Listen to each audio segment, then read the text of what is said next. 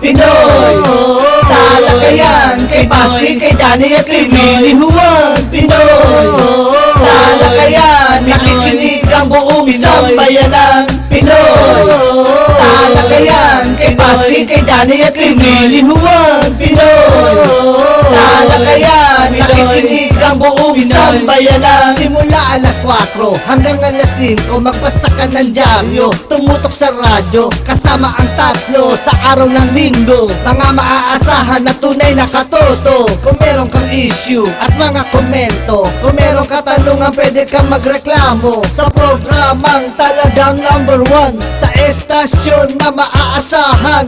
Huwag mahihiya na ito ay banggitin, sigurado na ikaw ay papansinin. Ang talakayang talagang kakaiba. Kung nakikinig ka, Pinoy kang talaga.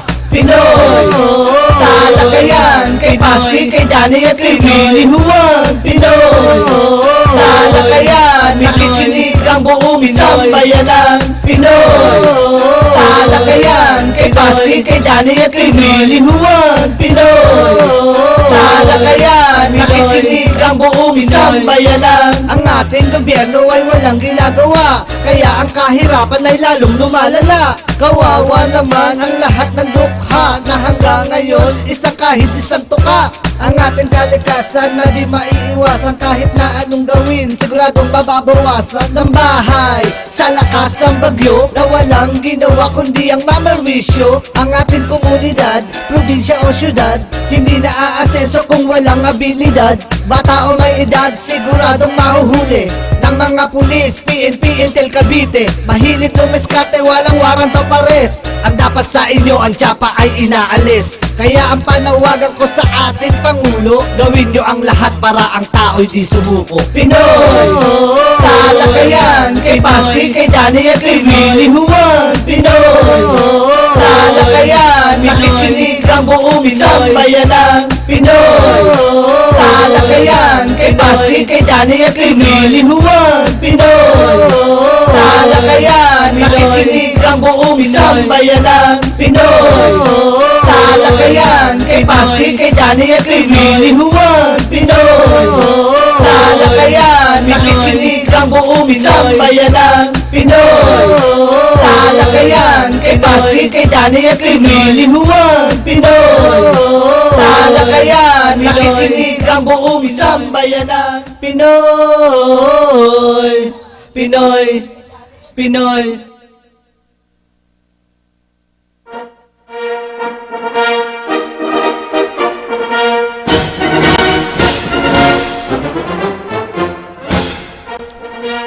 Hi mga katoto, isang pinagpalang tanghali sa lahat ng mga katoto Luzon, Visayas at Mindanao na ating masugid na mga tagapanood at taga-subaybay sa ating palatuntunan dito sa Kakampi Online sa programang Talakayang Pinoy tuwing araw po ng Lunes at Miyerkules sa ganap na ika-12 ng tanghali hanggang ika-2 ng hapon.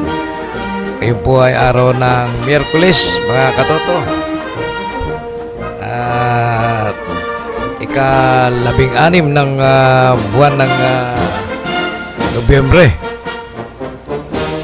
Nangyari lang po magsimba tayo sa Baclaran dahil araw po ni Mama Mary, Immaculate Mother.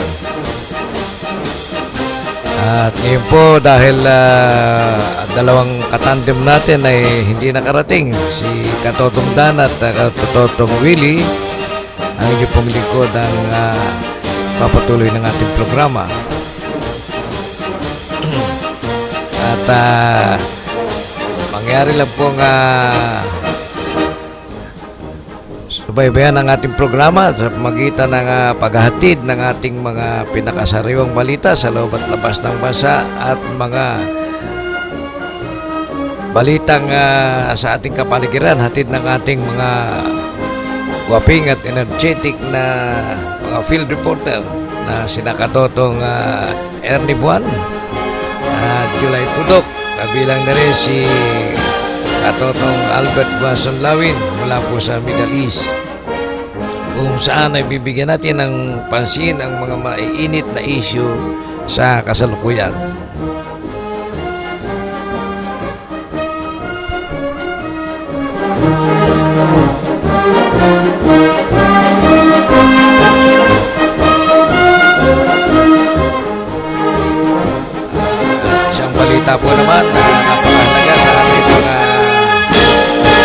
kababayan sa US, na ika nga sinasabing illegal na Pinoy sa US na walang mga dokumento, kaysa ma-deport.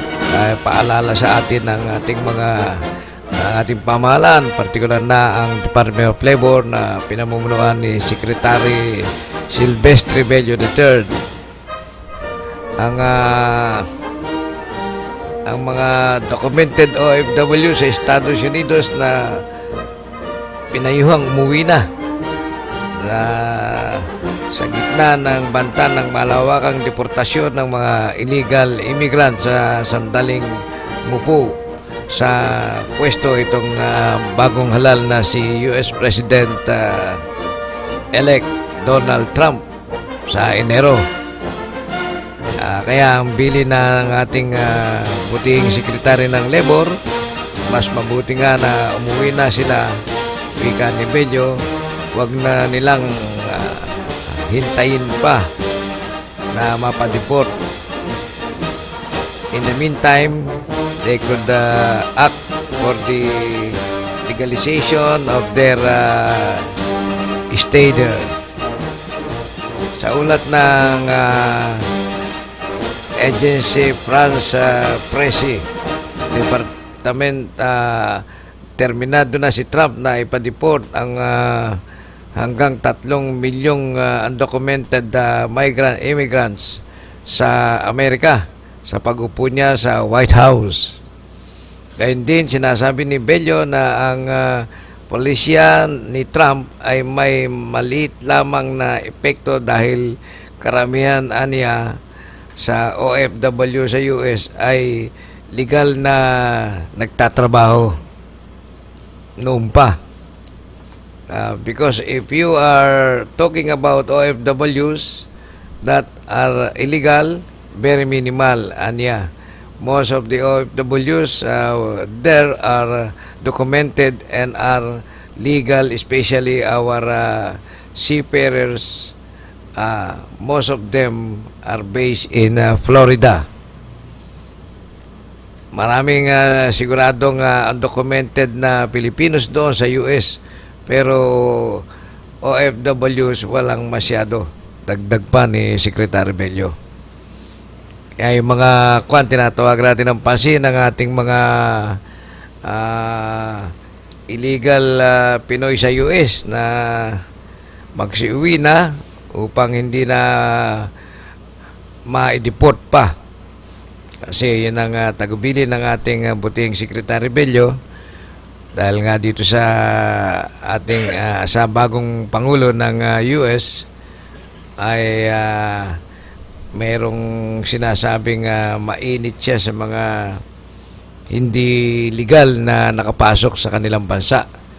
Kaya sa Enero, pag-upo niya, malamang ito ang kanyang unang gawin, ipa-deport yung mga Pinoy na matagal nang naninirahan sa US o nagtatago, TNT, tago ng tago. Yan. Umuwi naman po tayo sa Bureau of Customs. Ang Bureau of Customs po ay may mga nakatambak na mga container van na dapat pagtuunan ng pansin ng ating butihing Commissioner Nick Paldon ng Bureau of Customs. Dahil dito po ang may mga binabanggit na dapat linisin ang bakuran ng Bureau of Customs. Unang-una para makatulong sa sinasabing congestion o siksikan ng mga container van. Dahil dito po ay mayroong nakatambak na 130 na di 40 container van na naglalaman ng mga karne na inaabot na po ng 3 taon. Kabilang na itong 80 di 40 container van naglalaman ng mga sibuyas na matagal na rin po. Halos kasabayan sa 3 taon na nakaimbak dito, na ayon sa ating mga informante, ating mga katoto, ay dapat na ipamahagi ito nung bago pa lang na kinumpiska ng ating pamahalaan upang sa ganun ay pakinabangan ng iba't ibang ahensya ng ating pamahalaan katulad po ng Bureau of Prison at mga ibang jail sa mga lungsod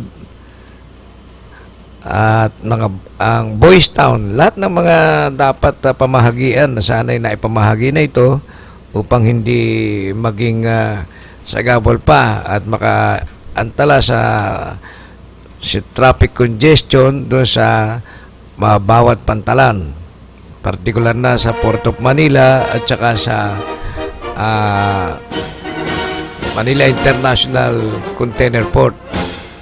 Yan po, kaya mga katoto, ang tinatawagan natin ng pansin ang ating Commissioner ng Bureau of Customs, si Nick Peldon, na sana ibigyan na ng pansin itong mga container van na ito dahil inabot nga ng 3 taon na malamang gastusan ngayon ng ating pamahalaan pagpapatapon ito sa Norsagaray, Bulacan. Kasi yan po ay hindi naman pwedeng itapon lamang na basta-basta dahil doon sa masamang amoy niya na sa tagal na pagkakabulok niya sa container van at itong mga sibuyas na sinasabi. Ka-interview naman ang 91 de 40 container van ng mga medical waste na galing po sa Canada at sa kasalukuyan ay ayaw na pong tangkapin ng gobyerno ng Canada.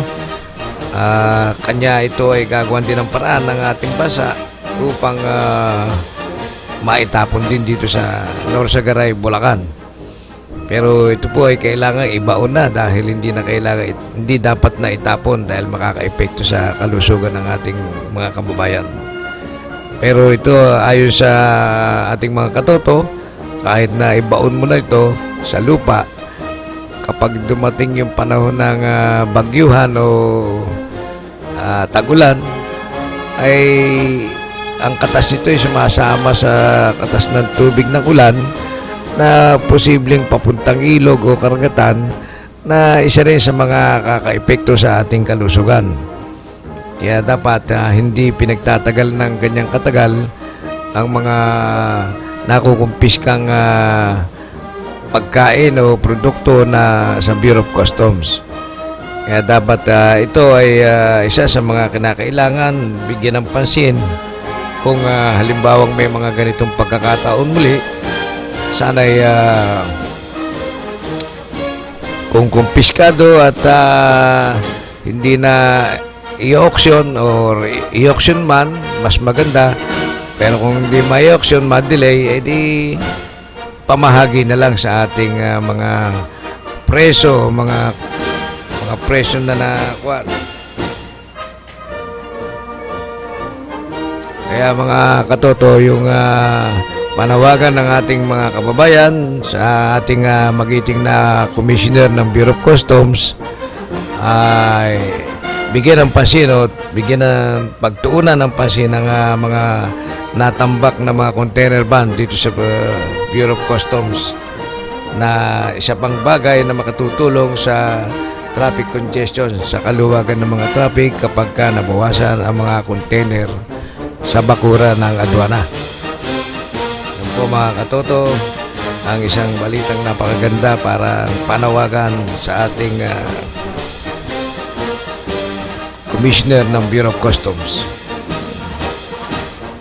Ito meron din po tayo isang balitang napakaganda. Kinakanlong ng mga politiko sa Northern Luzon, 1 milyong pisong reward versus Dayan. Yan po ang balita na sinasabing nag-alok ang Volunteer Against Crime and Corruption, BACC, ng 1 milyong pabuya para sa makapagbibigay ng impormasyon sa kinaroroonan ni Ronnie Dayan, ang dating driver o bagman ni Senador Laila de Lima.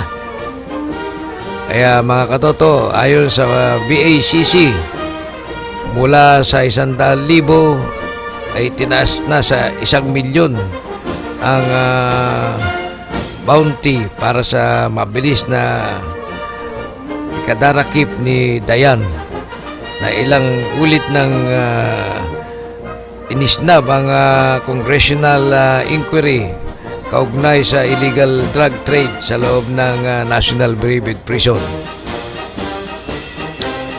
Bitbit ang isang kahon ng naglalaman ng 1,000,000 sinasabi ni BACC founding Chairman Dante Jimenez at Attorney Ferdinand Topacio na may pera na silang hawak para tumulong sa pagkakadakip kay Dayan. Nilinaw naman ni Attorney Topacio na hindi sa kanila galing ang pondo, kundi sa 7 pribadong individual na sumusuporta sa BACC kasunod ng isang pag-uusap kamakailan. Anya, ang BACC ang nangangasiwa sa pagtanggap ng tip sa kinaroroonan ni Dayan, habang ang reward money ay tinatago ng National Bureau of Investigation, NBI. Si Dayan ay hindi na natagpuan sa kanyang bahay sa Orbistondo, Pangasinan magmula ng tukuyin siya ni President Rodrigo Duterte na lovers umano ni De Lima at may kaugnayan sa mga drug lord na nakakulong sa NBP. Inisyuhan siya ng warrant of arrest makaraang mabigo itong sumuko sa investigasyon ng Kamara sa umano'y drug ring sa MVP. Sinabi ni Justice Secretary Vitaliano Aguirre II na nagtatago si Dayan sa Northern Luzon at kinakanlong ng mga politiko na umano'y sangkot sa illegal na droga. Inamin ni De Lima noong Lunes ang nagkaroon sila ng romantic affair. Bah, ganda nito. ng kanyang driver, subalit naninindigang hindi siya tumanggap ng drug payoff.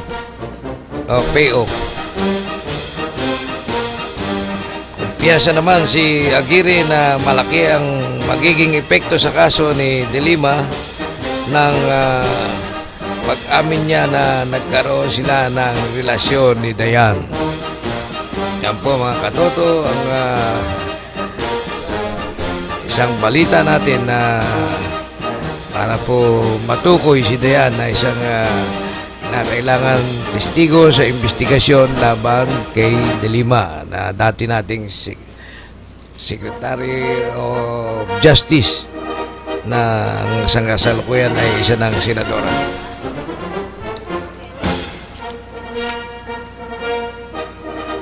Mga katoto, meron din po tayong babala sa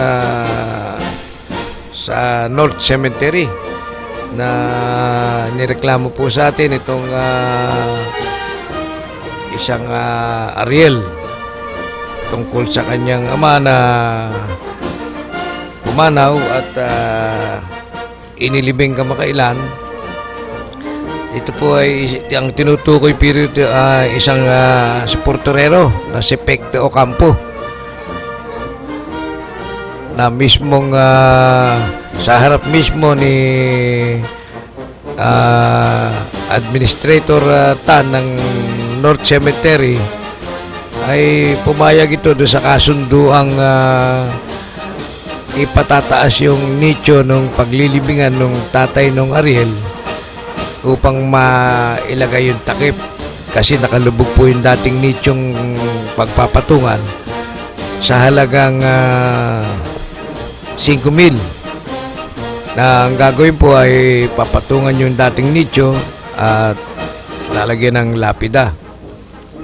Sa pakiusap po ni Director Tan na administrator ng North Cemetery, dahil 8,000 po ang sinisingil nung Ocampo, nung Pecto sa Portorero doon sa Ariel. Subalit dahil sa tulong ni Administrator Tan, pumayag po itong sa Portorero na sa 5,000. Subalit nang ilibing na ang reklamo nung namatayan, ay hindi po nilagyan ng patong na nicho, kundi binakbak po yung ibabaw ng nicho upang doon idaan yung kabaong at saka muling itinakip yung binakbak na ibabaw ng nicho. At hiningan pa ng 1,000 itong namatayan. Kaya ang panawagan natin sa mga taga Maynila o sino man maglilibing ng patay dyan sa North Cemetery, huwag makipag-ugnayan o makapag-usap dito sa portererong si Pecto Ocampo na isang manluloko. Dahil lang hindi po natupad yung pag-uusap, kaya dapat iwasan ito sa transaksyon pagdating sa libingan ng Norte. Yung Pecto Ocampo po, hindi magandang kausap, sinungaling po. Kaya wag natin siyang pagtiwalaan kung meron man sa inyong makakausap yung Pecto Ocampo. Pinaka walang yan tao po yan dahil hindi na tinupad yung usapan, hiningan pa na 1,000 yung namatayan. Kaya napaka walang yan tao. Hindi po dapat sa pangyayaring ito ay tutungo rin tayo sa ilang araw sa ating administrator ng North Cemetery upang paratingin itong balitang ito at maiban yung itong Pecto Ocampo na suportererong nanloloko dyan sa Manila North Cemetery.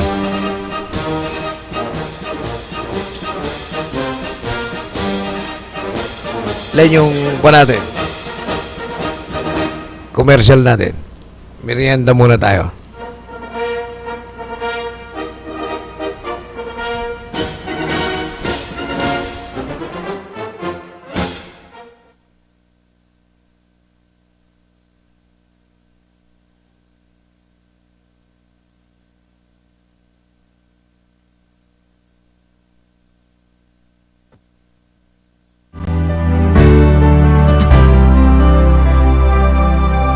Ang bawat subo ay kay sarap, bawat higop nyo'y malalasap. Ang pagkaing hinahanap ng lahat, mananabik ka hanggang sa huling kagat. Wala kang bitin, rice all you can, parang fiesta ang treat sa atin. Laging bago ang lahat ng ihahain, chicken inasal ang sarap kainin. Mang inasal ang paborito ko, paborito mo, paborito nyo. Mang inasal ang gustong gusto ko, gustong gusto mo, gustong gusto nyo. Mang inasal ang hinahanap ko dahil sa bawat kagat, huling-huli ang sarap.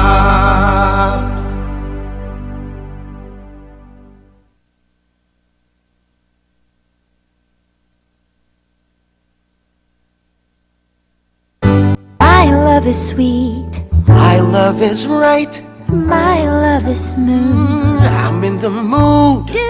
Now there's another reason to fall in love with Novelino. New Novelino Light. Same sweet taste with less calories. You'll fall for more. My love is sweet, My love is right, my love, your love. our love, Novelino. My wine and only Novelino. Drink moderately. My love.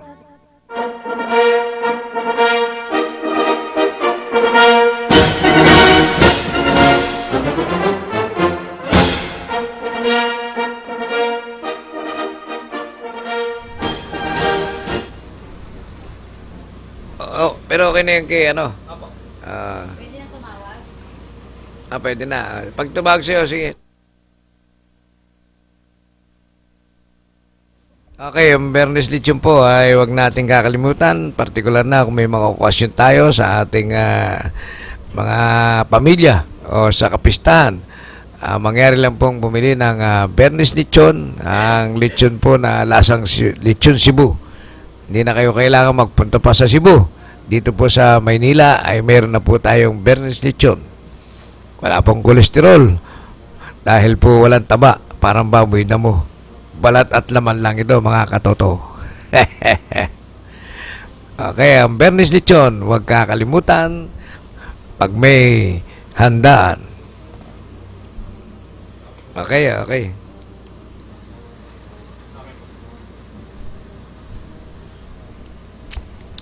Babati nga pala tayo sa ating mga kaibigan na may kaarawan ngayon. Itong grupo natin sa Philippine Coast Guard Auxiliaries. Binabati ko ang tagumpay nating samahan na tumutulong ng voluntaryo sa iba't ibang pamamaraan tulad po nitong nakalipas na bagyong super bagyong Lawin sa na napinsala po ng marami o ng malaki na pinaglingkuran po ng ating samahan ng Philippine Coast Guard Auxiliary at voluntaryo po tayong nagkaroon ng sama-samang donasyon upang paratingin sa kanilang sa mga pamilyang nasalanta ng bagyo si Super Lawin. Mga katoto, pinabati natin ang Philippine Coast Guard Auxiliary, partikular na ang aming Squadron 104 na patuloy na nagdadaos ng pagsuporta sa ating mga kababayan sa pamagitan po ng mga medical mission, dental mission, at coastal cleanup sa baybayin po ng Laguna, Maynila, at iba pang mga baybaying dagat. Dahil ang Philippine Coast Guard Auxiliary po ay sa buong Pilipinas. May kanya-kanya po kaming mga squadron at itong squadron po na 104 ay dito po sa Manila, NCR, National Capital Region. Ganun din ang Philippine Coast Guard na patuloy ding nagpapadala ng mga rescue o pagtulong sa mga nasasalanta ng bagyo, lindol o anuman na dapat nilang suportahan. Na pinamumunuan po naman ng magiting na Rear Admiral na si William Melad. Siya po ay isang PMAer na Class 83. At ang kanyang deputy na si Katotong Commodore Atelo Ibanez.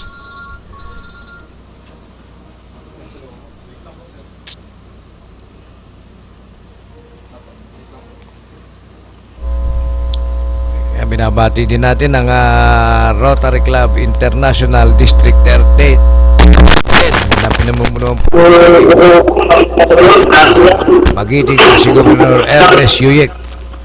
Okay, Katoto, pasok. Yes, Paski, no? Katotong Paski at Katotong Willie. Alam mo, napakaganda itong ginagawa ngayon ng MMDA tungkol dito sa mga pasaway ng mga motorista o yung nagmumotor, no?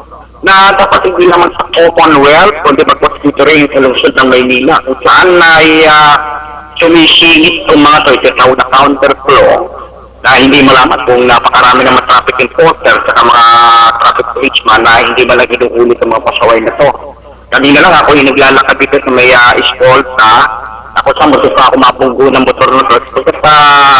Tama lang na magpalabas ang MMDA ng ganitong mga batas para mabigyan leksyon itong mga pasaway na magagaling na nagmumotor dito sa lungsod ng Maynila. Alam mo, isa sa mga problema nga nagtagpulo, no, minsan ng mga motorista na ito yung mga minsan na papaaway dahil nga sa hindi malaman ng kadahilanan na kung alam naman nilang hinuhuli na sila sa pagkanasabi mga traffic enforcer, ay wala pa rin tigil yung mga kayampangan at kapalaluan itong mga may-ari ng motor. Pagkat ako natutuwa dito sa MMDA, ito isang panawagan ko, no, sa Highway Patrol Group ng Philippine National Police na paingtingin nila at tapos pusang hulihin itong mga lumalapag sa tinatawag na traffic law, no, o sa batas sa trapiko para itikasuhan at hindi lang penalty, itikasuhan at tatanggalan ng lisensya o plaka ang mga nasabing pataway na mga nagmumotor hindi lamang sa Commonwealth kundi sa buong Metro Manila. So katoto, yan ang aking Okay, update Katoto. sa Kampi Online. Yun ay punong magulat. Katoto.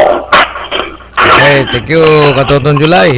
Salamat sa iyong mga ibinalita tungkol sa ating trapiko sa lungsod ng Maynila. Patuloy ko yung pagbati dahil sa ating mga katoto na nagdiriwang din ng mga kaarawan at nakalipas na kaarawan. Pinabati ko rin ang ating mga kasama sa Rotary Club International District 3810 na pinamumuno po ng ating kaibigan si Katotong Governor Ernest Yuyek. At ang ating mga kasama sa Rotary Club International District 3810 na mga district officers at ang aming particular na ang aming Rotary Club of Leong Ginto, Manila na pinamumunuan naman ng aking pinsan na si Katotong Rod na Natividad na isang principal po ng Tipa S Elementary High School sa Balot, Tondo, Manila. Kaya gayon din sa ating mga kaibigan tulad ng si Nathan na sa kanyang 1 taon at 5 buwang gulang ay napakasigla at napakatalino, mahusay, masipag at mabait na bata. Gayon din ang kanyang ina si Christina. Kumusta kayo dyan sa ating mga kasama sa Bureau of Customs, sina District Collector Ed Macabeo ng Ninoy Aquino International Airport Authority na sa kamakailan ay nakatimbog na naman ng mga droga sa airport. At mamaya ay atin tayo sa kanyang press con tungkol dito sa mga nahuling droga. Hindi sa ating mga kasama sila bagong Deputy Commissioner for Enforcement na si Katotong Nepomuceno. Congratulations sa pagbabalik. Okay, sige. Kaya mga Katotong, iba yung mahusay na namumuno. Okay, Katotong July. Yes, katotong Pasquia Quimino. Alam mo, napakalungkot pa rin yung dito sa Bureau of Customs dahil nga sa makasama natin mga people employed. Sa Bureau of Customs? Oo, parang hirap na hirap silang ipasok doon yung kanilang mga dyaryo. Hindi nga malaman kung ito isang one-man rule o martial law na kung tawagin ito yung kampo aduana. Magamat gano'n ang kanilang pananaw dito nga kay Commissioner Payton dahil na ito yung mga kautusan niya at binigyan na raw ito ng Customs and Border na walang pasok ng mga tabloid katulad ng Customs Press, Customs Chronicle, Customs Balita at yung Waterpad. Pero sabi naman ng mga to, talaga sila ay aapila sa National Press Club at ang National Press Club naman ay susulat naman dito kay Martin Andanar para bigyan ito na kaukulang reaksyon o aksyon Dapat, na magaganda dapat nilang yan. so sinabi naman ng nila Mito si Garcia ang editor-in-chief ng Customs Press na ito ay nakarating na raw kay Pangulong Digong Duterte para mabigyan pansin dahil na hindi dapat yun yung mga ginagawang aksyon ni Commissioner Paldon sa Bureau of Customs na binabaliwala niya ang media. Dapat na alalahanin niyang mayroon tayong batas na press freedom dahil doon sa kanyang ginagawi na pagbawalan ng pagpasok ng mga tabloid na pahayagan sa bakuran ng adwana ay isang malaking kamalian ito dahil wala namang idudulot na masama ang mga pahayagan sa bakuran ng adwana kung bakit ito'y binabawalan na basahin ng mga taga Bureau of Customs. Talo pa niya si Marcos na tinaguriang diktador. Dahil si Marcos kahit na nagkulang sa bansa ay hindi niya sinabihan ng mga tao na bawal magbasa ng mga pahayagan na tabloid. Kaya naiba nga naman itong si Commissioner Paldon sa kanyang inuugali. Tila siya na ang Pangulo o talo niya pa si Pangulong Digong sa kanyang ginagawang reaksyon. Kaya nakakabahala itong binalita ng ating katoto, si Katotong July sa kanyang na sagap na balita dito sa bakuran ng adwana. Tinalin. Kaya mga katoto, tinatawag natin ng ating Pangulong Digong at ang press secretary nito na bigyan nyo ng pansin o pagkukulan ng pansin ng karaingan ng mga taga-media ng Bureau of Customs dahil sa inuugali ni Commissioner Paldon doon sa pagbabawal na basahin at papasukin sa bakuran ng Bureau of Customs ang mga naturang pahayagan. Huwag naman gano'n na katotong Commissioner Paldon. Sana bigyan mo ng kalayaan yung mga tauhan mo dyan, mga kawani, mga hepe, na magbasa nung papasukin itong mga pahayagan at basahin yung mga kaukulang mga balitang nakalathala rito.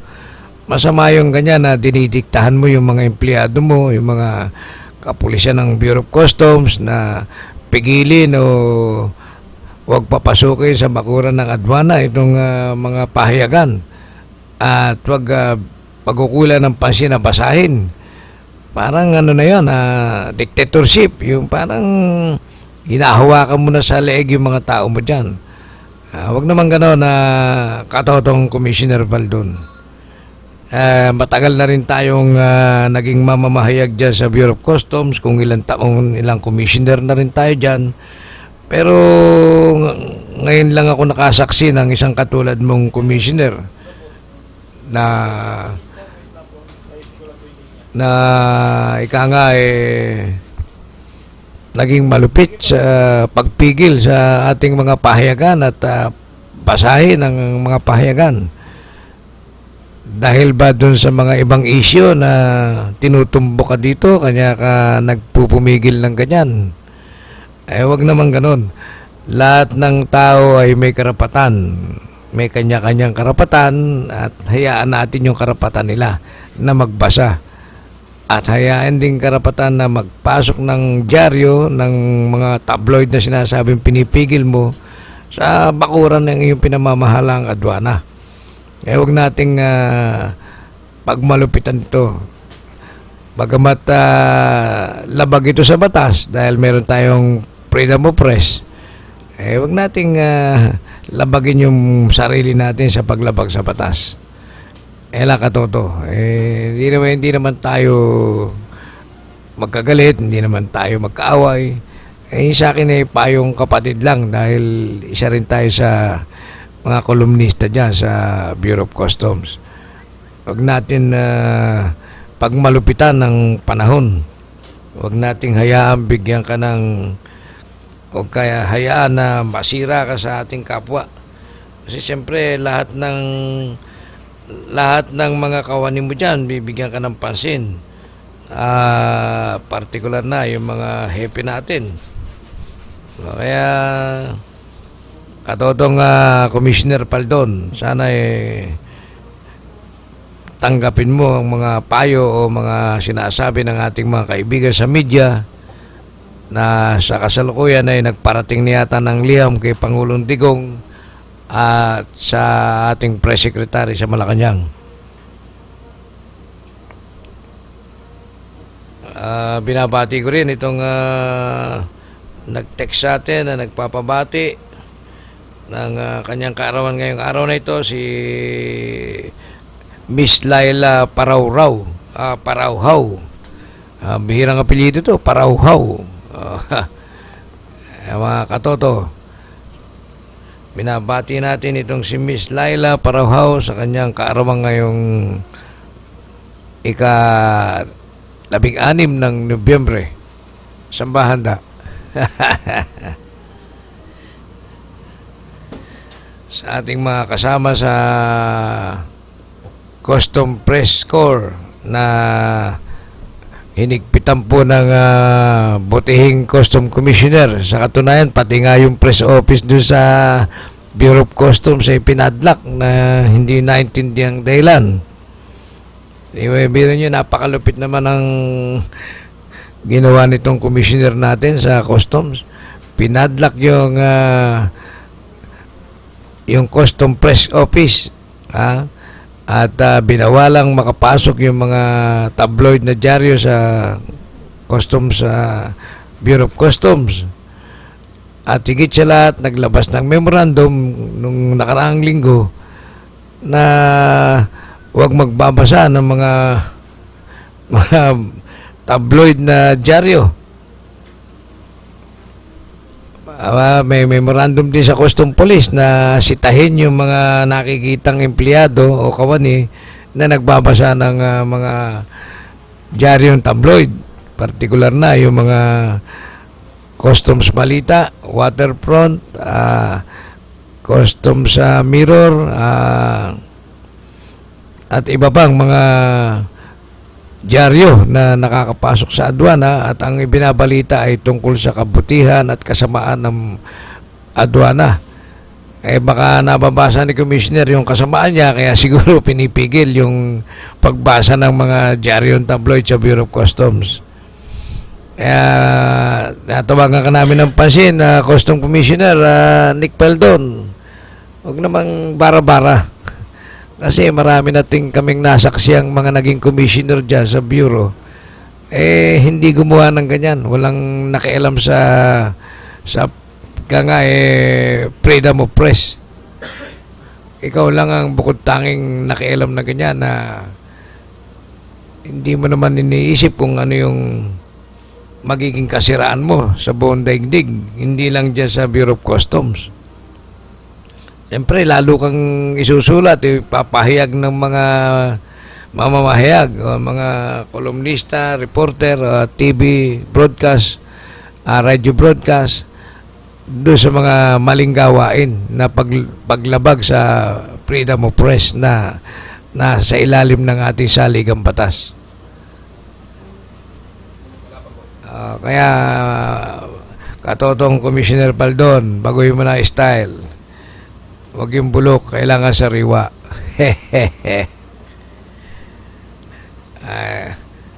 Pinapupurihan naman natin ang butihing District Collector ng Customs sa Ninoy Aquino International Airport sa kanyang tagumpay na pagkakahuli ng mga droga kamakailan.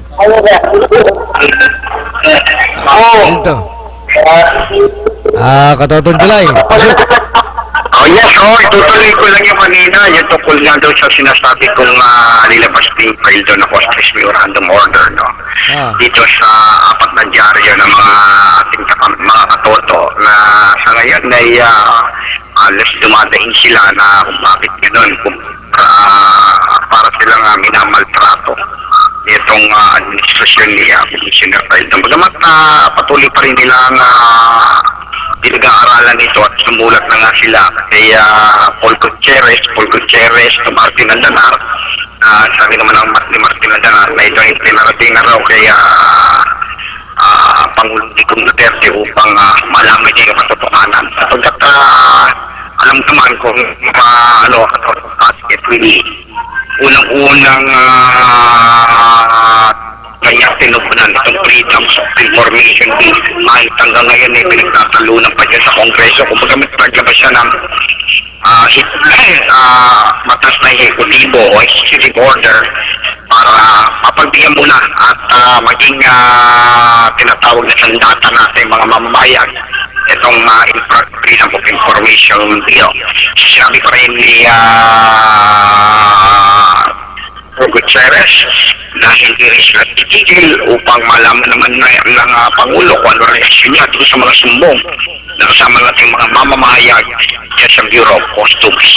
Kaya nga sabi naman ng mga mamamahayag na kasama natin, sila ay umaasa at hindi kukusindo ni Pangulong Duterte itong mga ganitong bagay. Sapagkat alam naman natin, meron tayo tinatawag na Code of Ethics o Responsible Journalism. Kailangan update ka to para sa Kakampi Online. July Pudok, nagulat sa Toto. Okay, Katoto, thank you. Medyo bago ka magbalita nung maputol, binabatikos ko na kanina si Commissioner Paldon doon sa maling gawain na pagpakalat ng memorandum na wag basahin yung mga dyaryo, wag papasukin. Napakalabot araw kasi ang nakikita nila parang ito yung tinatawag na one-man rule o martial law. Lalo na, sinuspindi lang nga niyan yun yung writ of habeas corpus. Ito yung pag-inutos ng isang militar na ikaw ay kanyang hulihin at huhulihin. Wala ka warrantless arrest. Parang ganito one-man rule martial law. Kaya sana, stay na lang natin yung katugunan ng ating Pangulo o na magiging reaction niya rito. At alam mo naman, noong panahon yun, si Willie at Katoto Patsky, na si Pangulong Duterte ay nakalaban niya itong mga mamamahayag, no? At gusto nga nilang mag-rally, pero bandang huli naging kakampi niya na nga at binigyan na tayo ngayon task force for media killings.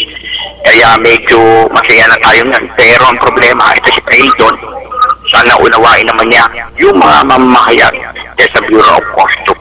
So, yan lang kaya update, Katoto. July Pudok nag-uulat. Kakampi Online, Katoto. Okay, thank you, Katotong July. Salamat sa pag-ulat. Si Katotong Ernie, nais yatang pumasok sa ating nagte-text, di raw siya makapasok. Paano nga may nagbabalita pa? Siyempre, talagang gano'n magbalita muna tayo ng isang sariwang balita. 4 na parak pinatapon sa ARM dahil sa kinakaharap na kaso matapos masangkot sa umunay pangungutong. Pinatapon ni Quezon City Police District Guillermo Eliazar sa Autonomous Region in Muslim Mindanao, PRO ARM, ang 4 na Quezon City Police. At ayon kay Eliazar, mismong si Presidente Duterte ang nagutos sa reassignment ng 4 na pulis, partikular na sa Hulo, Sulu, habang nakabimbi ng kanilang kaso sa Quezon City. Kinilala ang mga pulis na sina PO3 Dresen Banataw, Teodoro Capili Morales, PO2 Juan de Asis Jr. at PO1 Philip Laylo. Ang 4 ay nireklamo ni Rex Macabeo Jr. na umano'y hinihingan nila ng pera noong Nobyembre 4, nitong Nobyembre 4 sa Commonwealth Avenue, Quezon City. Tinanggi naman ng mga pulis ang akusasyon ng biktima habang nagsasagawa rin ng investigasyon ng District Internal Affairs Service. Sinabi pa ni Eliazar na ang paglipat sa kanyang mga tauhan ay bahagi ng patuloy na paglilinis sa kanilang hanay alinsunod sa tema ng kapulisan sa hamon ng pagbabago, serbisyong makatao. Bago pa man na ipagdiwang ang ang District 77 founding anniversary sa Nobyembre 25. Ito rin umano ay upang magsilbing aral sa ibang kapulisan na umiwas sa tiwaling gawain. Kaya yan ang magandang example, mga katoto.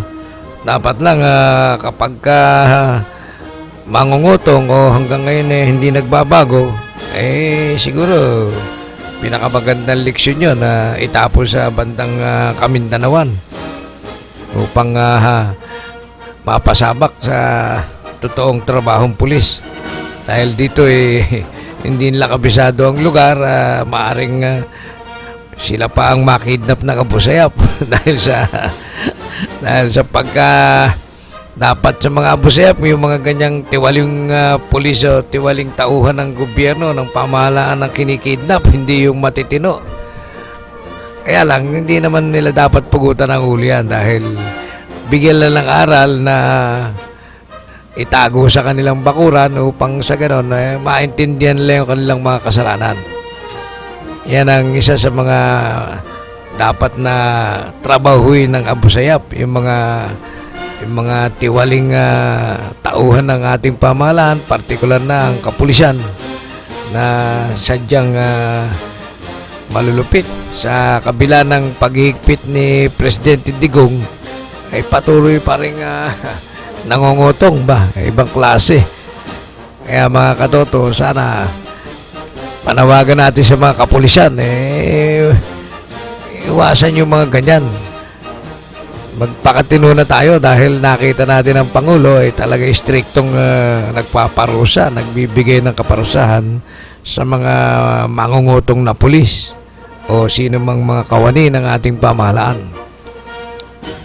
Ay ako mga katoto, hindi kaila sa inyo, dalawa rin yung anak kong pulis na matagal na rin sa serbisyo at nagpapasalamat naman ako at nakikinig sa kanilang ama na hanggang sa kasalukuyan wala naman nagisabit na kaso dahil nga aral sa atin yan. Isa lang ang sinasabi ko sa kanila nung bago silang pulis pa, ingatan nyo yung pagkapulis nyo kasi masama ang imahe ng pulis, mangungutong o anuman, iwasan nyo yung ganun trabaho. Magtrabaho kayo ng naayon sa batas. Iwasang masira ang pangalan natin at ang hirap na inabot nyo sa pagtitraining, sa pag-aaral, sa isang saglit ay mawawala yan kapag sumabit kayo sa kaso. Awa ng Diyos naman na dahil nakinig hanggang ngayon ilang taon na sa serbisyo, wala namang nagkaroon ng kaso na sabitan kahit anong klaseng ordinaryong kaso. Dahil nga siguro doon sa pinakinggan ng kanilang ama na iwasan yung mga trabahong hindi ayos, lahat naman tayo mabubuhay ng maayos kahit na hindi gumawa ng tiwali.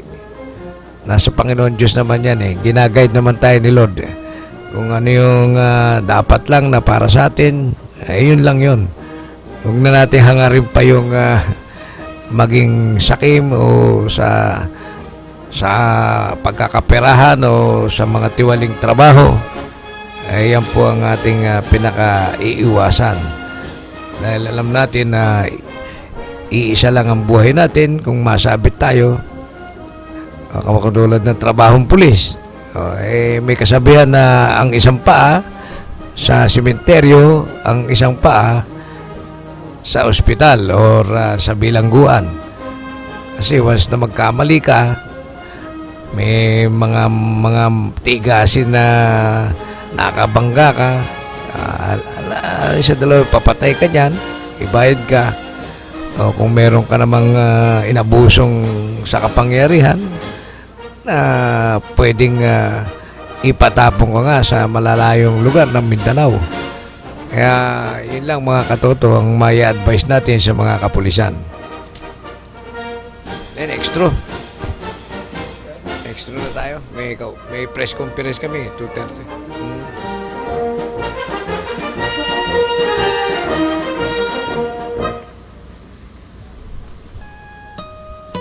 Habol ako sa press con.